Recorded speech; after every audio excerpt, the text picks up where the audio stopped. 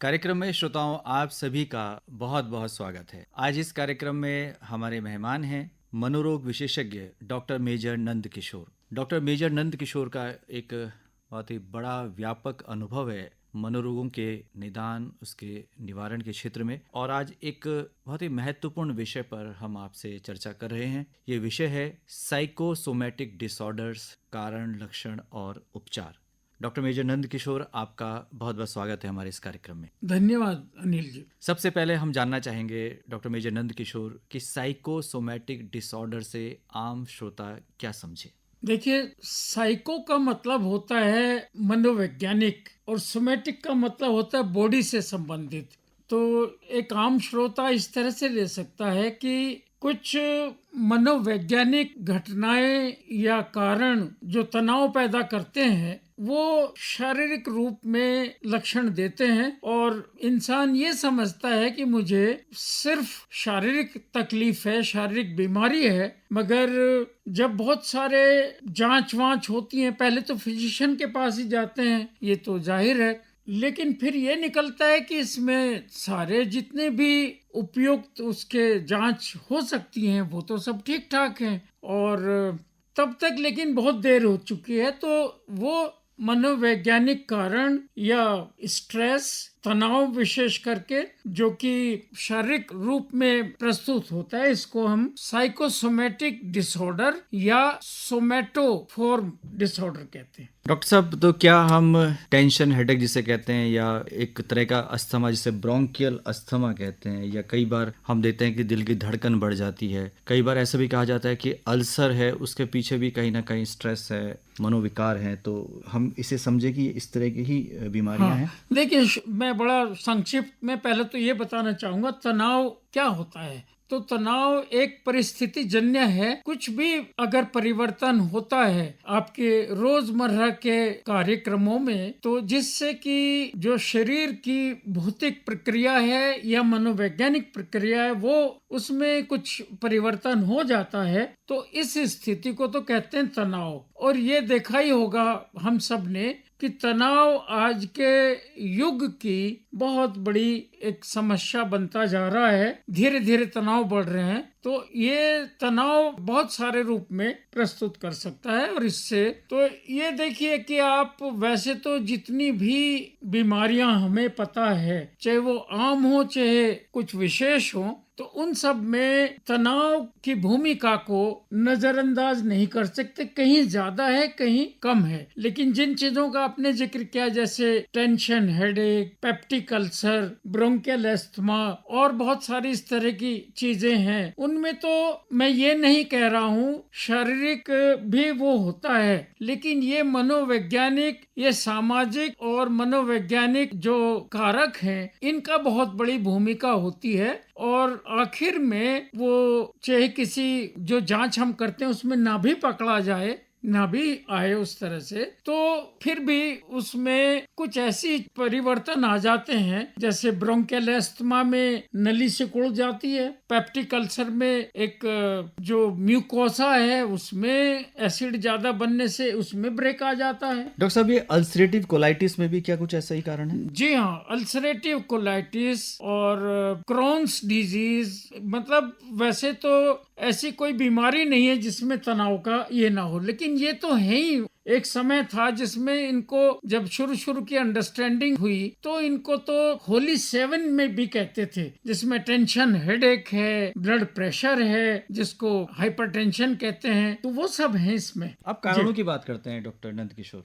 देखिए, कारण तो जैसे मैंने बताया कि कुछ तनाव के कारण तो बहुत सारे हो सकते हैं। बात मन में रह गई, कुछ ऐसी चीजें जो आप चाहते थे वो ना हो पाई, उसको अभिव्यक्त आप ना कर पाए, तो ये सब, इसको जैसे एक पर्सनालिटी होती है, एक व्यक्तित्व होता है, व्यक्तित्व विकार में ज्यादा कहूंगा उसको, टाइप ए पर्सनालिटी, जिसमें इंसान ने बड़ी ख्वाहिश कर ली, बहुत ये भी कर लूं, वो भी कर लूं, थोड़े से समय में कर लूं, और बहुत ही कुछ, तो इनको जैसे हार्ट डिजीज या ब्लड प्रेशर या इस तरह होने की संभावना होती है। और कुछ और इस तरह की बीमारी हैं, तो जैसे एक के बाद एक कुछ ऐसी लाइफ इवेंट्स हुई, जीवन में घटनाएं हुई जिनके अपने अब महत्व होते हैं, और वो साल में पता चला कि हर एक घटना को, जैसे कुछ हमने नंबर दिए हैं, अपने किसी नजदीकी आपकी पत्नी की या पति की मृत्यु हो जाए तो 100 नंबर उसको दिए गए हैं, और आपका तलाक हो जाए, डिवोर्स हो जाए तो उसको नंबर मान लिया 70 के आसपास है। ये कोई भी ऐसी घटना जो बड़ी बड़ी घटनाएं हैं, बॉस ने डांट दिया, परीक्षा में फेल हो गए, चाहा था कुछ नहीं मिला, प्यार में आप सफलता नहीं मिली, तो ये एक इकट्ठे होते जाते हैं। तो इस तरह साल में अगर 200 पॉइंट हो जाए या उससे ज्यादा, तो फिर एक ये इसकी अभिव्यक्ति सोमेटिक डिसऑर्डर्स के रूप में, शारीरिक, जिसमें मनोवैज्ञानिक सामाजिक कारणों का बहुत बड़ा रोल होता है, बहुत बड़ी भूमिका होती है, उसके रूप में वो सामने आ जाते हैं। डॉक्टर नंदकिशोर, अब निदान यानी डायग्नोसिस की बात करते हैं, तो कैसे पहचानते हैं आप कि ये रोगी इस रोग से ग्रसित है?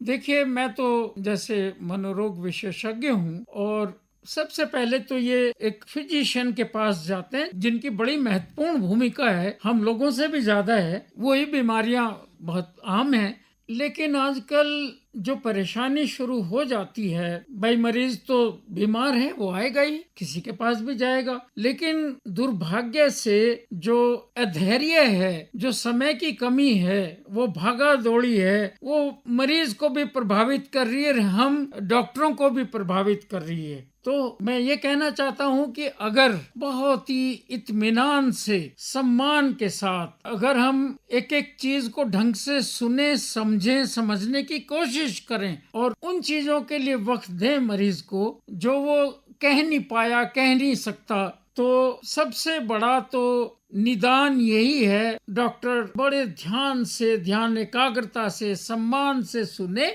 और फिर बहुत ही ज्यादा जरूरी हो तो 1-2 ऐसा कोई टेस्ट भी करा सकता है, लेकिन उसकी जरूरत अक्सर नहीं होती अगर बहुत ध्यान से सुने, समझे, उसको समय दे। और जैसे एक बीमारी, एक पर्सनालिटी होती है एलेक्सीथाइमिया, ये इसका जिक्र करना इसलिए जरूरी है, कुछ लोग अपनी भावनाओं को अभिव्यक्ति नहीं दे पाते, उनको शब्द नहीं मिलते कि क्या कहें, तो वो ट्रांसलेट हो जाते हैं, उनका व्याकरण इसमें हो जाता है, इसमें कि वो जो उनका स्ट्रेस है वो शारीरिक लक्षणों के रूप में बदल जाता है। तो ये भी एक कारण है, और बात वही आती है कि ध्यान से सुनो, समझो, तो फिर बहुत सारी चीजों का पता चल जाता है, महत्वपूर्ण है, तो उसके लिए समय देना पड़ेगा। डॉक्टर साहब, आम तौर पर जब हम इस तरह की निदान की बात करते हैं, आपने भी कहा कि बहुत धैर्य से जो विशेषज्ञ है, मनोरोग विशेषज्ञ, वो मरीज को सुने और वो व्यक्ति भी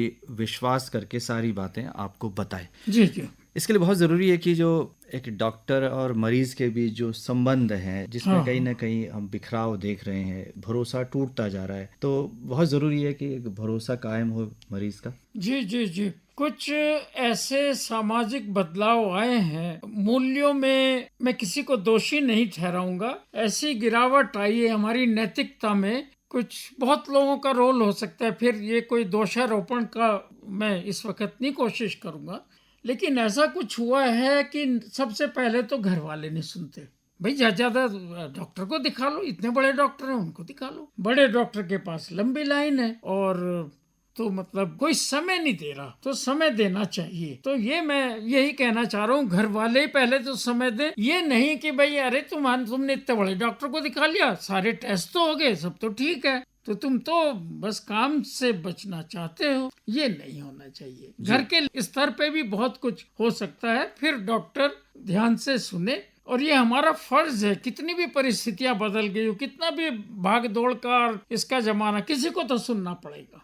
डॉक्टर नंदकिशोर, आपने नैतिक मूल्यों में गिरावट की बात करी, तो ये पूरे समाज में आई है, और कहीं ना कहीं जो यौन उत्पीड़न है, सेक्सुअल अब्यूज है, ये भी एक महत्वपूर्ण कारण हो सकता है स्ट्रेस का। देखिए, सेक्सुअल अब्यूज एक बहुत महत्वपूर्ण कारण है, जो कि एक दबी रह जाती है, और पता नहीं कभी मिल भी पाती है कि नहीं मौका इंसान को अपने वो बताने के लिए। खास करके मैं ये बात कर रहा हूँ बचपन की, और महिलाओं में ज्यादा ये, और देखा गया, आपने तो खुद बहुत जाना होगा, लोग भी जानते हैं कि 80-85% क्या 90% ये कोई बाहर के नहीं होते जो सेक्सुअल अब्यूज, जो इस तरह की घटनाएं करते हैं। ये अपने घर के ही लोग होते हैं जिन पे आप भरोसा करते हैं, और बहुत डर से कुछ तो घर वाले दबा देते हैं, कुछ इंसान की खुद हिम्मत नहीं होती, शर्म की वजह से कोई क्या कहेगा, तो ये सब है। और वो शुरुआत हो जाती है बस मतलब उसको डिप्रेशन, एंजाइटी कह लीजिए, या ये सोमेटोफोम या ये वाले डिसऑर्डर कह लीजिए, वो बहुत बड़ा कारण है। वो अंदर ही उसने जो खा गए उसको, तो वो बीमारी शुरू हो जाती, बहुत बड़ा कारण। डॉक्टर साहब, आप उपचार के बारे में हमारे श्रोताओं को बताएं, क्या इसमें दवाओं की भी भूमिका है? जी हाँ, दवाओं की भी भूमिका है, क्योंकि मैं ये भी कह रहा हूँ कि कुछ बीमारियां जो मैंने गिनाए उनमें तो ठीक है, बहुत जो ऊपरी सतह के जो जांच है वो सामान्य आती होंगी, लेकिन देखा गया है कि उनमें वाकई में शारीरिक रूप से भी परिवर्तन आ जाते हैं। तो 3 चीज, मतलब bio, psycho, social. Biological part जो है, जो भी थोड़ी परिवर्तन आ गए हैं उसको दवाई से, और साइको सोशल मतलब सामाजिक रूप से, और फिर वहीं आती भाई सुने जाने वाला होना चाहिए। परिजन नहीं सुनेंगे तो कौन सुनेगा? स्कूल में टीचर सुने और घर में लेकिन समाज में समय ही किसी के पास नहीं, और कम से कम डॉक्टर का तो पूरा ही फर्ज बनता है सुनने का। तो कुछ सामाजिक बदलाव, कुछ मनोवैज्ञानिक रूप से जो, तो इसमें सबसे बड़ी बात है शेयर किया जाना चाहिए। अपने मन की बात किसी से कहिए, तो वही बात होती है कि मुश्किल को समझने का वसीला निकल आता। तुम बात तो करते, कोई रास्ता निकल आता, लेकिन बात वो करे भी तो उसको मौका तो दीजिए। ऐसा माहौल तो बनाइए कि वो जिस चीज को इतना दबा के रखा उसने, उसको कोई सुने, डॉक्टर भी सुने, कोई और भी सुने। जी, संवादहीनता बिल्कुल भी नहीं होनी चाहिए, और समाज के स्तर पर भी इस पर कार्य होने की आवश्यकता है। हाँ। डॉक्टर साहब, चूंकि आप स्वयं एक मनोरोग विशेषज्ञ हैं, आम भारतीय अपनी समस्या को लेकर किसी मनोवैज्ञानिक, मनोचिकित्सक के पास जाने से घबराता है, समाज भी इसको गलत दृष्टि से देखता है। आपका क्या अनुभव है इस क्षेत्र में? मेरा अनुभव तो बहुत कटु है भाई। अब कुछ कांटे जो नए बच्चे आए इस लाइन में, उनके लिए मैंने साफ किए हैं अपने पैरों में चुभा के। शुरू में तो भगवान बचाए, ये फौज में भी मुझे कहते थे 5 साल जहाँ नौकरी करी मैंने, और यहाँ तो मेरा 35वां वर्ष है प्रैक्टिस में, और पढ़ाई करते वक्त तो खैर अनुभव है ही उस तरह। बोले नजर बचा के आते हैं, आप पहले जाइए और कोई उनको घुसते हुए ना देख ले, निकलते हुए ना देख ले। पर्चा बड़ा सुरक्षित रखते हैं, तो घर वालों से तो खैर क्या कहें, चुप कर, ये भी कोई बीमारियां होती हैं। अनुभव तो ये है साहब। हाँ, जागरूकता आ रही है, आएगी, बदलेंगे समाज। अब हम लोगों को भी, मनोरोग विशेषज्ञों को भी स्वीकार कर रहा है समाज, और नहीं तो हमने बहुत देखा तो कि आपने लिफाफा तो आपको दे दिया था, इनविटेशन, वो तो हमारी मजबूरी थी। पता चलता कि बच्चे की शादी हो रही, लेकिन डॉक्टर साहब आप आ क्यों गए? तो इस तरह की बहुत देखी चीजें हमने, बदलाव आ रहे हैं, आने चाहिए, आएंगे। और अगर ये जागरूकता समाज में आ गई तो फिर बहुत बीमारियां ऐसी निकलेंगी जिसमें तनाव का बहुत बड़ा रोल है। नाम उसको कुछ भी दे लीजिए आप। डॉक्टर मेजर नंद किशोर, इस विषय को लेकर क्या पर्याप्त शोध कार्य चल रहे हैं? हाँ, बहुत चल रहे हैं। जैसे मतलब मैं साइकेट्री की बात करूं, मनोविज्ञान की, मनोचिकित्सा की, तो ये सब 100 साल से ज्यादा पुरानी नहीं। पहले सब उल्टे सीधे सब होते थे, उनके विचार थे सबके। और ये जो जिस पे आज चर्चा हो रही है, तो इसमें टोटल 80 वर्ष का अनुसंधान है। बाद में हम लोगों ने समझा भाई ये भी एक बहुत बड़ा विषय हो सकता है। तो यस, बहुत हो रहे हैं, बहुत ज्यादा हो रहे हैं। लेकिन मैं यहाँ ये कहना चाहूंगा, जब विदेशों से ठप्पा लग के आ जाता है, वो चाहे योगा हो, चाहे हमारा ध्यान, मेडिटेशन, तो तब हम उसको स्वीकार करते हैं।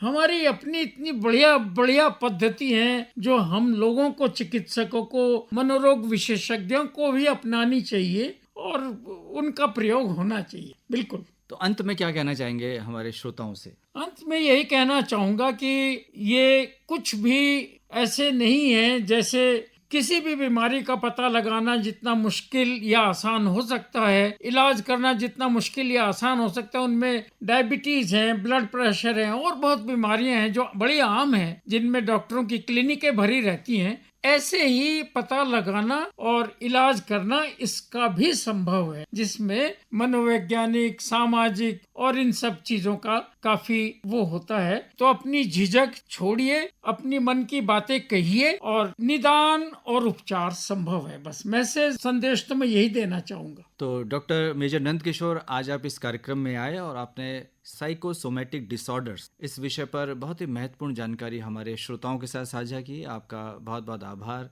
बहुत बहुत धन्यवाद।